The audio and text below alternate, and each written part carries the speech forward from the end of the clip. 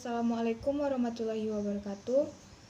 Alhamdulillahirobbilalamin. Wassalatu wassalamu ala sofil ambiyahi wal mursalin wa ala alihi wa ashabihi rosila jamain amma ba'du.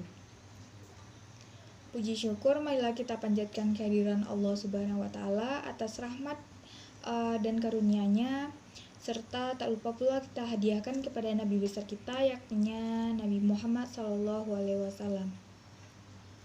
Baiklah, di sini saya akan mempresentasikan materi etika dan hukum kesehatan masyarakat, hukum kesehatan terkait dengan materi etika profesi Kesmas. Sebelumnya, perkenalkan, nama saya Widya dengan NPM 2117012002 dari Prodi Kesehatan Masyarakat dengan dosen pengampu Bapak Nova Arikman.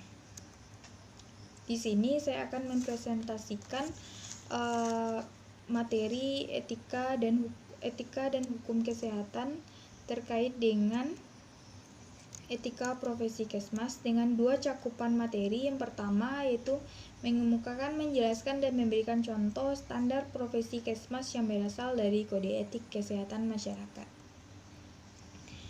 Pada poin pertama yaitu saya menjelaskan tentang standar profesi.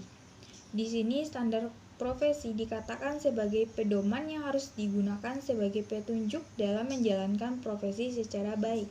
Berkenaan dengan pelayanan medik, pedoman yang digunakan adalah standar pelayanan medik yang terutama dititik beratkan pada proses tindakan medik.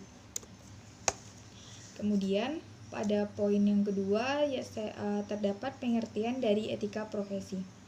Etika profesi dikatakan sebagai sikap hidup yang mana berupa kesediaan untuk memberikan pelayanan profesional di bidang profesi terhadap masyarakat dengan keterlibatan penuh dan keahlian sebagai pelayanan dalam rangka memberikan tugas yang berupa kewajiban terhadap masyarakat yang membutuhkan pelayanan dengan disertai refleksi yang seksama. Terdapat tujuan pokok dari standar etika itu sendiri. Pada poin pertama menjelaskan tentang standar-standar etika, menjelaskan dan menetapkan tanggung jawab kepada klien, lembaga atau institusi dan masyarakat pada umumnya. Kemudian pada poin yang kedua terdapat standar-standar etika yang membantu tenaga ahli profesi dalam melakukan apa yang harus mereka perbuat kalau mereka menghadapi dilema-dilema etika dalam pekerjaan. Kemudian pada poin yang ketiga terdapat standar-standar etika membiarkan profesi menjaga reputasi atau nama dan fungsi profesi dalam masyarakat melawan kelakuan jahat dari para anggota tertentu. Pada poin yang keempat terdapat standar-standar etika mencerminkan atau membayangkan pengharapan moral dari komunitas. Dengan demikian, standar-standar etika menjamin bahwa para anggota profesi akan menaati kitab undang-undang etika profesi dalam pelayanannya. Kemudian pada poin terakhir terdapat standar-standar etika menetapkan dasar untuk menjaga kelakuan dan integritas atau kejujuran dari tenaga ahli profesi. Kelima poin ini merupakan tujuan pokok dari standar profesi. Selanjutnya terdapat contoh dari standar profesi dari bidang-bidang kesehatan antara lain seperti dokter, perawat, bidan, dan perekam medis.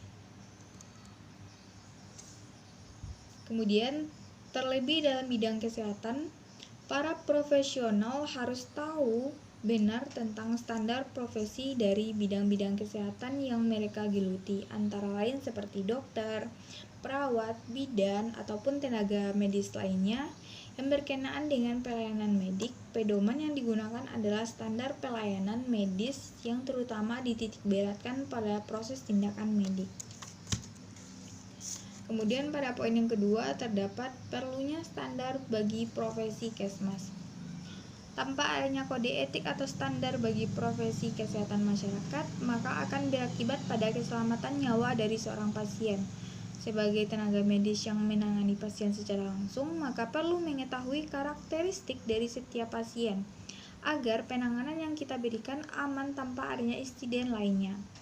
Dengan kata lain, para tenaga profesi harus mengetahui lebih dulu penyakit atau keadaan pasien, sehingga dalam memberikan penanganan secara langsung maka tidak akan berakibat fatal atau mengakibatkan kesalahan dalam melakukan penanganan tersebut. Kemudian standar tersebut merupakan komponen penting dalam sebuah pekerjaan, termasuk bagi tenaga kesehatan dalam melayani pasien itu, sehingga harus sesuai dengan standar operasi prosedur atau yang kita kenal dengan SOP sebagai pelayanan yang berkualitas.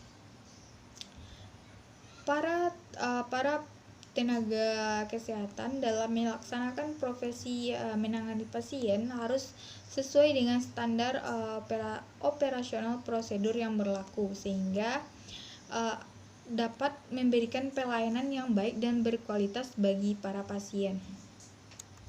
Kemudian, tanpa adanya kode etik maka berakibat pada keselamatan nyawa dari seorang pasien. Sebagai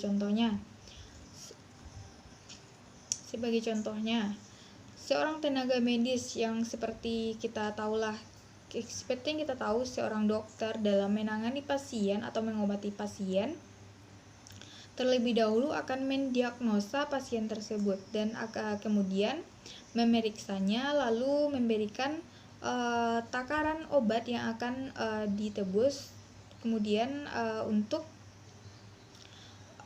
dibeli agar dapat diminum untuk menghilangkan atau menyembuhkan penyakit yang diderita. Maka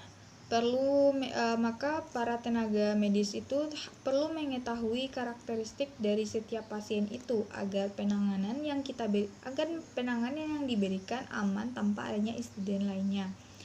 Maka dari itu SOP sangatlah penting dalam menjalankan tugas atau dalam menjalankan pelayanan kesehatan bagi para tenaga medis.